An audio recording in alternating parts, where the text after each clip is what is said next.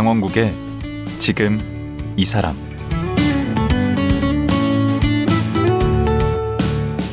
안녕하세요. 강원국입니다. 탈레반이 장악했다는 아프가니스탄 소식을 들으면 왠지 무섭고 안타까운 마음이 듭니다.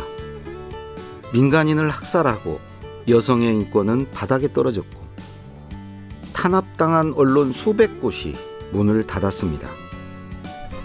탈레반이 카불을 점령했을 때 왜 엄청난 사람들이 목숨을 건 탈출을 시도했는지, 살려달라고 애원했는지 이해가 되더군요.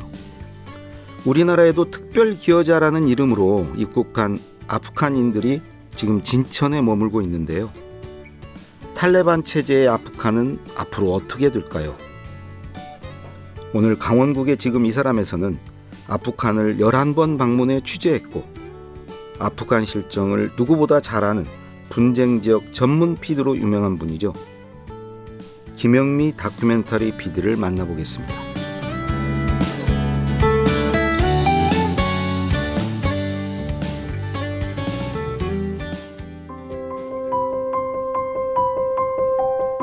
김영미 PD는 대학에서 행정학과 사진을 전공했습니다. 1999년 동티모르로 떠나 첫 작품 다큐멘터리 동티모르 푸른 전사를 제작했습니다.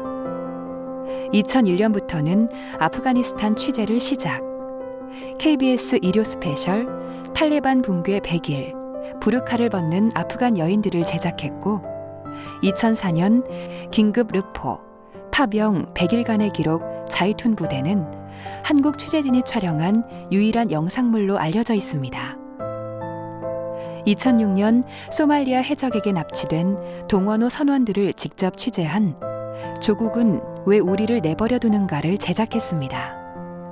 20여 년간 전 세계 80여 개국을 취재했고 현재는 다큐앤드뉴스라는 제작사 대표이며 한국 독립 PD협회 대외협력위원회 위원장을 맡고 있습니다. 안녕하세요. 네, 안녕하세요. 진짜 한번 뵙고 싶었어요. 네. 네. 감사합니다. 아니, 제가 처음 우리 김 PD님을 그 라디오 목소리로 처음 들었어요. 그래서 이분은 정말 여전사신가. 여전사 스타일 아니고요. 전 새가슴이에요. 새가슴. 네. 새가슴이 그렇게 막 위험한 지역 막 돌아다니시는 거예요? 위험한 지역을 다녀도 네. 새가슴이니까 살은 거예요, 지금까지. 네, 되게 몸살이고 일을 해서 네. 다른 사람들보다는 되게 새가슴이라는 별명으로 많이 불려요. 그럼 지금까지 뭐 이렇게 위험에 그렇게 심하게 노출된 적은 거의 없으셨나요? 그러지 않으셨을 텐데. 그래도 많죠. 그래서 트라우마도 심하고 가끔씩 한국에 있어도 제가 그런 내전 지역 이런 데 있는 것 같은 느낌 들 때도 있고 그래서 계속 치료도 받고 그렇게 했어요. 그렇게 조심해도 그 정도네요. 예, 그 조심 안 하면 이제 목숨이 보장이 안 되는 경우가 많아서 일단 살고 봐야 된다는 생각 때문에 특종보다는 안전하게 취재하는 법을 최대한 현장에서 강구합니다. 그럼 어디 뭐 이렇게 소속도 안 되시고? 네, 저는 조직보다는 혼자서 활동하는 것이 현장에서 유리하기 때문에 왜냐하면 현장을 잘 모르는 분들이 많기 때문에 어떤 일이 오다가 내려오면서 잘못하면 굉장히 위험하게 갈 수도 있어서 차라리 프리랜서로 현장에서 제가 판단하는 대로 움직이는 것이 훨씬 낫다고 생각했습니다. 그럼 그냥 혈혈단신 가셔서 뭐 현지에서 뭐 약간 도움은 받으시겠지만 여기 떠날 때는 그냥 혼자 가시는 거예요? 네, 여기서는 혼자 가더라도 요즘에는 현지에도 현지 카메라맨들도 실력이 괜찮은 사람들이 많아서 현지 스태프들하고 많이 일을 합니다. 아프가니스탄을 11번이나 다녀오셨다고요? 네. 아프가니스탄은 2001년에 그 카불이 함락되고 바로 들어가서 그때부터 11번 취재를 갔습니다. 그럼 현지에 아시는 분도 많으시겠네.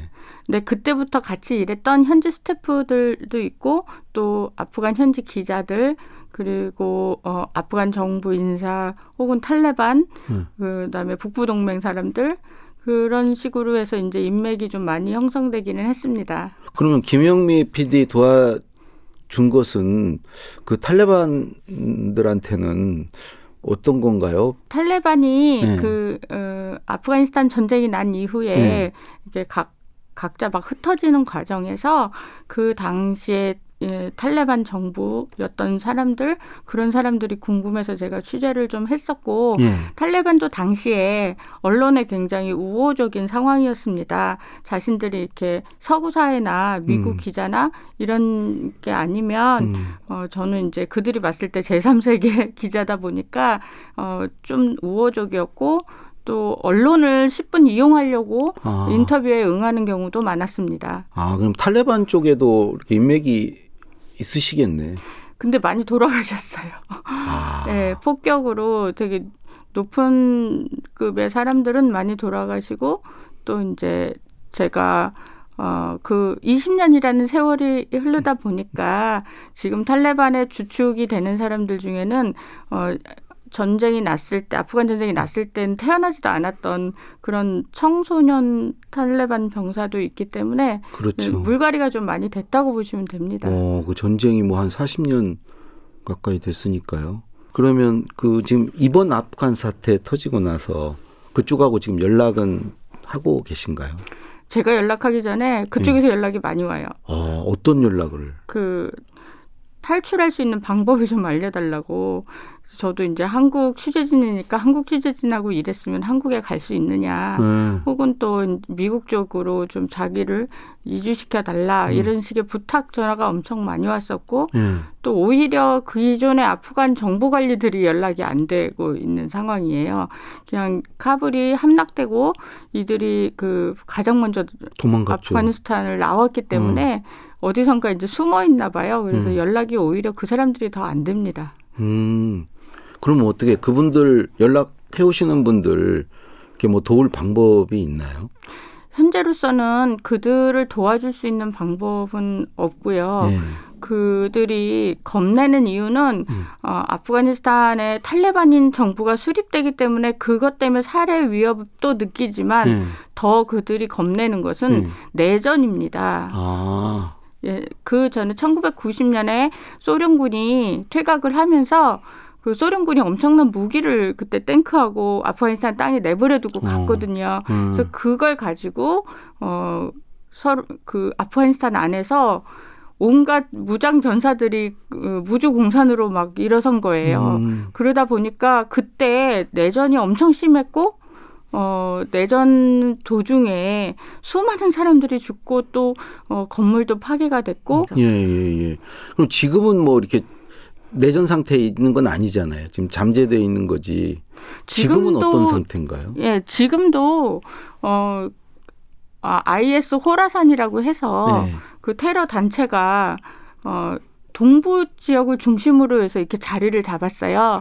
그러다 보니까 이제 탈레반과 IS와의 싸움, 그다음에 탈레반에 반대하는 북쪽에 자리 잡은 북부 동맹과의 싸움, 이렇게 3파전이라고 보시면 됩니다. 그래서 더군다나 IS는 폭탄 테러를 계속하면서 탈레반 정부를 위협하고 있기 때문에 지금 현재로서는 이 세력들이 계속 그 힘이 좀 막강한, 서로 막상막하예요, 사실. 그러다 보니까 아프가니스탄 사람들이 겁내는 이유는 바로 이 내전 중에 희생이 될까. 그게 제일 겁내는 것 같았어요. 예, 그 대치 상황은 그렇고 지금 뭐 경제적으로나 뭐 이런 데서 지금 아주 어려운 상황인 거죠. 지금 8월 15일 날 그 탈레반이 카불 입성한 뒤로 은행 업무가 거의 이루어지지 않고 있어요. 외환 업무가.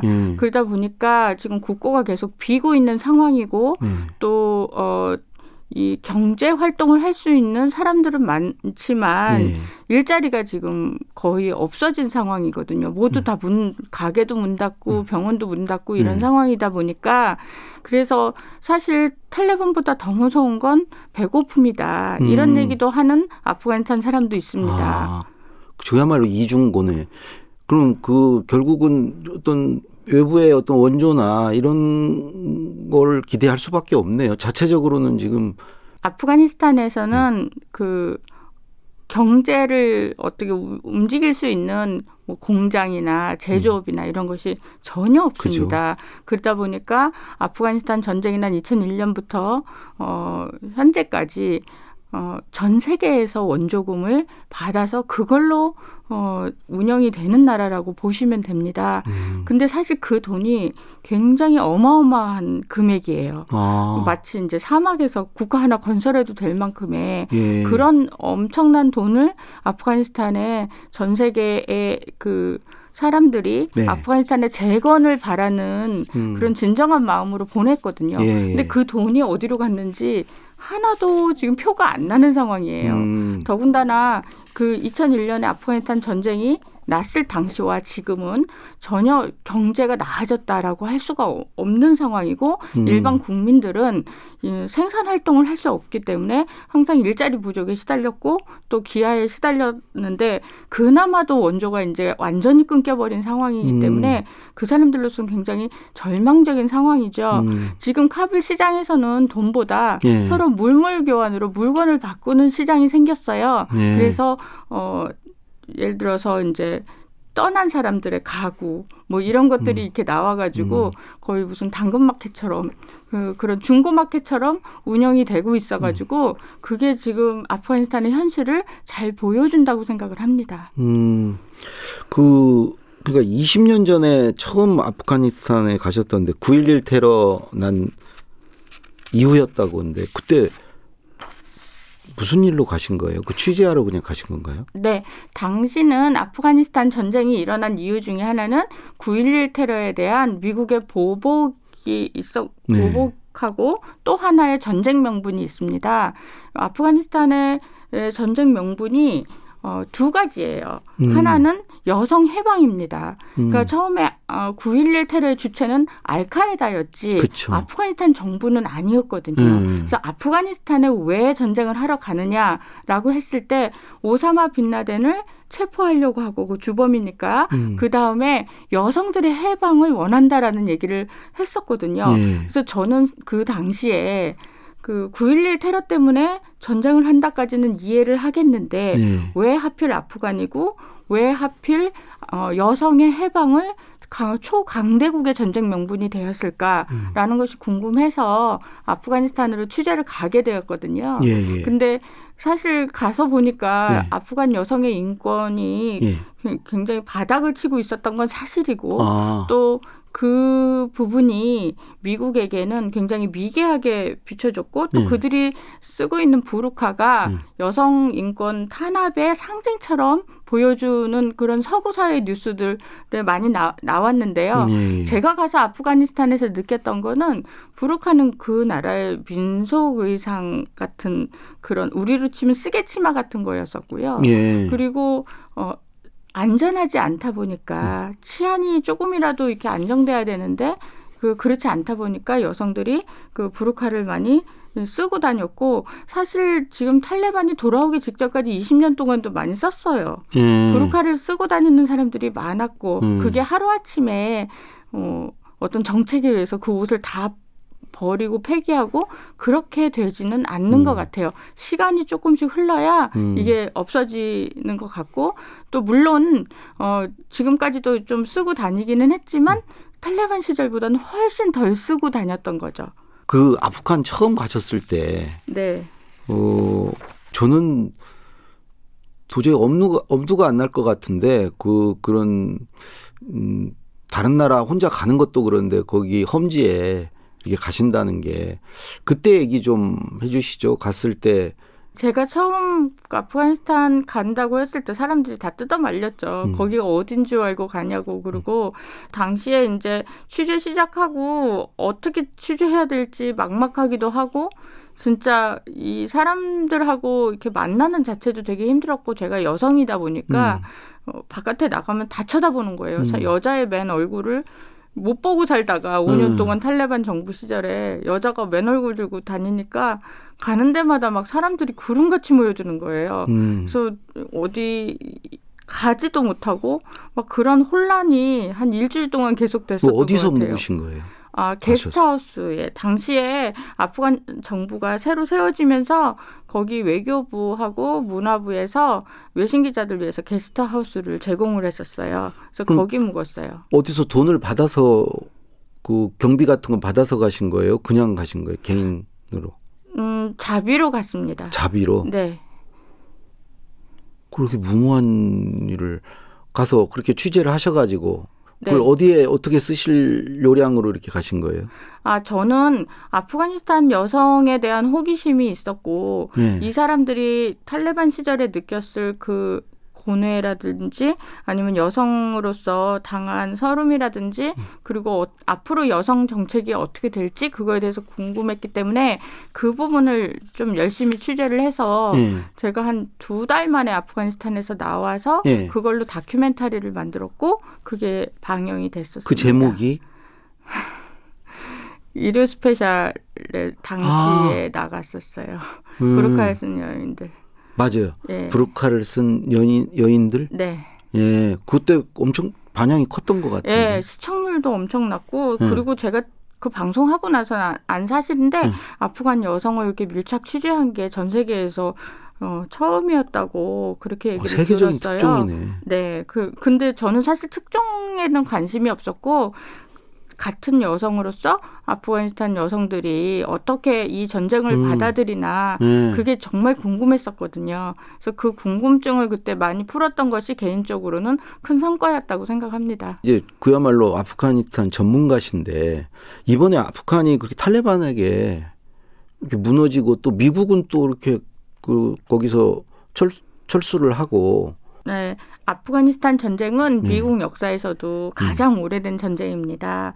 그리고 미국 국적자들이 6,000명 이상 사망했기 때문에 미국으로서는 아프가니스탄 전쟁을 계속 끌면 끌수록 돈 먹는 하마였고 또 자국민의 희생도 감안해야 되고 이런 부담이 좀 있었던 전쟁입니다. 그래서 2010년도에 오바마 정부 때 철군하는 거를 가닥으로 잡고 철군 절차를 사실 들어갔었어요.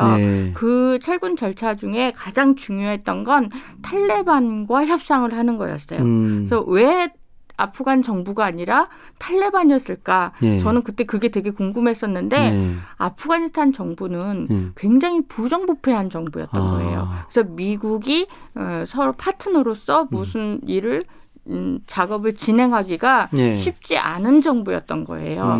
그래서 차라리 탈레반을 직접 협상하자. 그래서 미군이 공을 들여서 탈레반을 만나서 협상을 했었거든요. 그래서 2011년에 처음으로 탈레반 접선을 하고 첫 테이블이 열리고 2013년까지 이렇게 협상을 했는데 알고 봤더니 이 탈레반들이 가짜 탈레반이었던 거예요. 당시에. 그래서 저도 굉장히 놀랐어요. 미국의 정보가 굉장히 정확한데 아프가니스탄에서 이런 실수가 있을까라고 생각을 했는데 그게 가짜 탈레반인 거 밝혀진 것도 진짜 탈레반이 성명을 발표하면서 밝혀진 거예요. 가짜면은 어떤 세력인 거예요? 탈레반을 가장한 다른 군벌이었다고 생각이 드는데 그들의 자취를 감췄기 때문에 저도 그 이상 취재는 못했지만 그 탈레반이 직접 자기네들이 미국과 협상을 하겠다라고 나섰고 그래서 미국과 탈레반과의 직접 협상 테이블이 열리게 됐고 그 장소는 카타르 도하에서 열렸습니다. 그렇게 해서 평화협상이 몇 차례 되면서 작년 2월 29일 날 최종적으로 평화협정에 서명을 합니다. 양측이.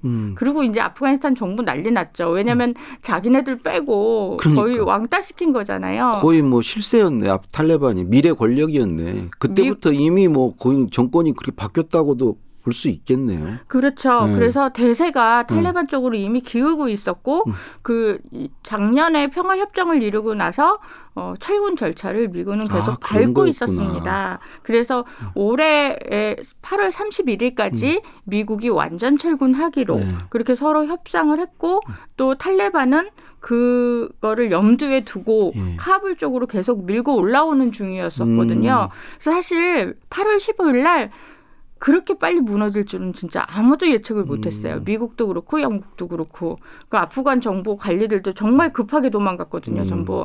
그래서 그 원인 중에 하나는 아프가니스탄 정부의 부정부패에 있습니다. 이 아프간에도 군대가 있었거든요. 그 군대는 미국이 엄청난 돈을 거기 쏟아부었고 또 병사들을 훈련시키고 그렇게 하면서 아프간 스스로가 자신들의 군대를 잘 유지하고 그래야 철군한 이후에도 욕을 안 먹을 거 아니에요. 그러니까 그 열심히 공을 들였음에도 불구하고 그게 다 서류상 군대였던 거예요. 서류상 군대는 뭐를 말하냐면 예를 들어서 100명이 있는 중대인데 거기에 명단도 다 있고 월급도 계속 지급이 되고 총도 지급이 되고 해서 100명의 군대가 있다고 실제로 서류로 되어 있기 때문에 믿는데 실상은 한 10명밖에 없었던 거예요. 나머지 90명의 월급은 누군가가 착복하고 있었던 거죠. 이게 보니까 좀 약간 화가 나신 것 같아요. 화난 건 아니에요. 제가 어렴풋이 이렇게 뉴스에서 언뜻 들었는데 네. 오늘 PD님 얘기를 들으니까 이게 졸가리가 맥락이 쫙 타지네요. 이렇게 또박또박 말씀하시는 게 오늘 듣기를 잘했구나 생각이 드는데 또 궁금했던 게 뭐 뉴스에 보면 막 아까 얘기한 뭐 북부 동맹이니 IS니 뭐 알카에다 뭐 탈레반 뭐 여러 용어들이 나오거든요. 여기는 앞으로 이거 어떻게 전망이 되고 또 어디가 잡아야 아프간의 어떤 평화와 안정에 도움이 되는 건지 그런 얘기도 좀 해줄 수 있나요? 미국이 아프가니스탄 전쟁하고 나서 가장 먼저 정권의 주체를 세웠던 사람들이 북부동맹이에요. 근데 그 북부동맹 관리들이 들어와서 아프가니스탄 정부를 구성하면서 부정부패에 굉장히 많은 추문을 일으켰거든요. 그래요? 그 아프가니스탄 북부에 이제 마제 샤리프라는 곳에 그 영웅 같은 장군님이 있었어요. 도스톤 장군이라고. 그분이 2016년부터 2020년까지 아프가니스탄 부통령을 하셨거든요. 근데 이 아프가니스탄에서도 부정부패가 굉장히 심하지만 가장 부패한 사람이 누구니 그러면 이 도스톰 장군이라고 얘기를 해요. 아니 어디 다 부패 세력이네요. 그렇죠. 그래서 그 세력도 사실 부정부패로 낙인이 찍힌 상황이라 북부동맹과 지금 현재 탈레반에 저항하는 세력도 그 아킬레스건을 갖고 있고요. 그렇다고 또 IS가 잡으라고 하면 또 안 되는 거죠. 테러 단체니까. 그러다 보니까 이제 탈레반만 남는 거예요. 그러니까 미국도 굉장히 계산을 많이 했겠죠. 이렇게 철군하면서 탈레반과 협정을 할 때는 이리 생각해보고 저리 생각해보고 하다가 제 생각에는 최선을 선택하는 게 아니라 차선을 선택한 거라고 생각이 들어요. 그러면 이제 결론은 탈레반인데 그 탈레반은 어떻게 처음에 태생이 어떻게 되는 거예요? 네, 먼저 이 탈레반이 무슨 뜻인지를 설명드리면 이 이슬람 신학교를 거기서는 마드레사라고 부릅니다. 이슬람 신학교. 네. 그래서 이슬람 신학교는 보통 우리가 입시를 보고 들어가는 그런 학교가 아니라 거의 고아원 역할도 같이 해요. 그리고 또 복지 혜택이라든지 사람들한테 뭔가 베풀어주고 뭐 이런 역할도 하는 이슬람을 말하자면 종교의 가장 요람이라고 보시면 돼요. 거기서 이제 율법 학자도 만들어내고 또 이슬람 학자뿐만이 아니라 각 성직자 좀 배출을 하고 그렇게 합니다. 거기에서 일하는 학생을 딸립이라고 불러요. 딸립은 단수명사고요. 딸립이 복수명사가 되면 탈레반이 됩니다. 그래서 탈레반들이라고 불리는 거죠. 그래서 우리가 생각했을 땐 탈레반이 무장단체 이름이라고 생각을 하시는데 그게 아니라 그냥 이슬람 신학생들인 거예요. 신학생들. 네, 그냥 보통 명사예요. 그런 상황에서 이 사람들이 한 마드레사라는 곳에 모여 있는 거죠. 어릴 때부터 전쟁 고아들 혹은 집이 가난해서 아이를 못 먹이고 또 공부를 가르칠 수 없으면 마드레사를 보냈어요. 그게 아프가니스탄의 문맹률이 70% 가까이 되거든요. 예. 그런데 마드레사에 가면 글을 배울 수가 있는 거예요. 그래서 부모들이 조금 교육열이 있으면 마드레사를 보내고 그러다 보니까 아프가니스탄 땅에서 가장 조직화되어 있는 예. 조직이 마드레사인 거예요. 아. 그래서 그 마드레사에 있는 청년들이라든지 또 이슬람을 공부한 학생들 이런 사람들은 어릴 때부터 거기서 그 안에서 성장을 해서 여자들을 못 봐요. 아. 그래서 제가 취재 갔을 때 여자를 처음 본 거예요. 그래서 굉장히 놀래더라고요. 나랑 다른 인간이 왔으니까. 그래서 그만큼 세상과 단절돼서 그 안에서 이슬람 공부만 하는 그러다 보니까 생각이 탈레반들이 이제 꽉 막혔다고 다들 이렇게 생각을 하는데 바로 그 마드레사에서 성장했던 것이 한몫한다고 저는 생각을 해요. 네. 그래서 이 탈레반이 처음 나타나게 된 거는 소련이 점령했을 당시에 네. 소련군에 저항할 수 있는 세력이 유일하게 이렇게 조직화되어 있는 세력이니까 탈레반들이 먼저 소련군과 저항을 시작했어요. 그때 미국이 돈과 무기를 후원해 줬거든요. 탈레반들은 자기가 아는 조직은 마드레사밖에 없는 거예요. 그러니까 전 국가 아프가니스탄 전역을 마드레사로 그냥 만든 거예요. 자신들의 생각에 마드레사에는 여성들이 없잖아요. 그러니까 여성들이 보이면 안 되는 거예요, 길거리에. 그러니까 집안에 나가서 나오지 말라고 하고. 그 마드레사의 확대판이구나. 그렇죠. 예, 아프가니스탄이. 그래서 마드레사에서는 음악도 없었고 또 텔레비전을 보지도 않았고 그랬기 때문에 이 사람들이 생각하는 조직은 그 마드레사라는 개념밖에 없어서 아프가니스탄 전역에서 음악이나 영화를 보면 안 되는 거예요. 이들 생각에는. 그리고 오로지 샤리아 율법이라고 그래서 이슬람 원리주의에 입각해서 하는 그 나라를 통치한다. 이거밖에 몰랐던 거죠. 예. 당시에. 아니 지금 뭐 계속 정말 얘기가 점점 더 재밌어지는데 이제 시간이 다 돼서 내일 하루 더 말씀을 들어봐야 될 것 같습니다. 네, 알겠습니다. 예, 오늘은 여기까지 그럼 듣도록 하겠습니다. 네, 감사합니다. 네. 김영미 다큐멘터리 PD와 함께 아프간에 대한 말씀 나누고 있고요. 내일은 아프간 여성과 난민에 대해 말씀 들어보도록 하겠습니다.